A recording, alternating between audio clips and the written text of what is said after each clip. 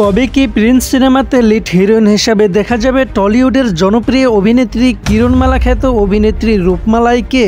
অন্যদিকে রায়হান রাফি তো খেলা দেখিয়েই ছাড়লো। আন্ধার সিনেমার শুটিং প্রায় 20% শেষ, তবে সেটা গোপনে। প্রথমেই চলে আসুন prince once time in Dhaka সিনেমাতে। এই সিনেমাটি পরিচালনা করেছেন দেশীয় গুণী নির্মাতা আবু হায়াত মাহমুদ। সাম্প্রতিক কিছু গণমাধ্যম সূত্রে জানা যাচ্ছে, এই সিনেমায় নাকি কিরণমালা খ্যাত জনপ্রিয় অভিনেত্রী রূপমালাইকে লিড হিরোইন হিসেবে দেখা যেতে পারে। প্রথমেই শোনা গিয়েছিল সিনেমাটিতে পাখি খ্যাত অভিনেত্রী মধুমিতা সরকার অভিনয় করবেন, কিন্তু এখন নতুন খবর হচ্ছে তার পরিবর্তে রূপমালাইকে কাস্ট করা হতে পারে। যদি সত্যি এমনটা হয় তবে নিঃসন্দেহে প্রিন্স সিনেমাটি হবে সুপার ডুপার হিট। আপনাদের কি মনে হয়, সত্যিই কি রূপমালাইকে আমরা এই সিনেমায় দেখতে পাবো নাকি এটা কেবল গুঞ্জন? অবশ্যই কমেন্টে জানাবেন। এবার চলুন আন্ধারের কাছে।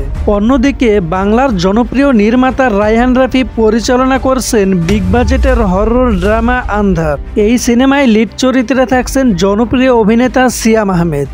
এছাড়াও থাকছেন শক্তিশালী অভিনেতা চঞ্চল চৌধুরী। শোনা যাচ্ছে সিনেমাটির শুটিং ইতিমধ্যেই প্রায় 20% শেষ হয়েছে, তবে সবকিছুই চলছে গোপনে। তাহলে বলুন তো, আপনি কোন সিনেমাটির জন্য বেশি অপেক্ষা করছেন, প্রিন্স নাকি আন্ধার? কমেন্টে আপনার মতামত জানাতে ভুলবেন না। আর নতুন নতুন মুভি রিলেটেড আপডেট পেতে আমাদের সাথেই থাকবেন।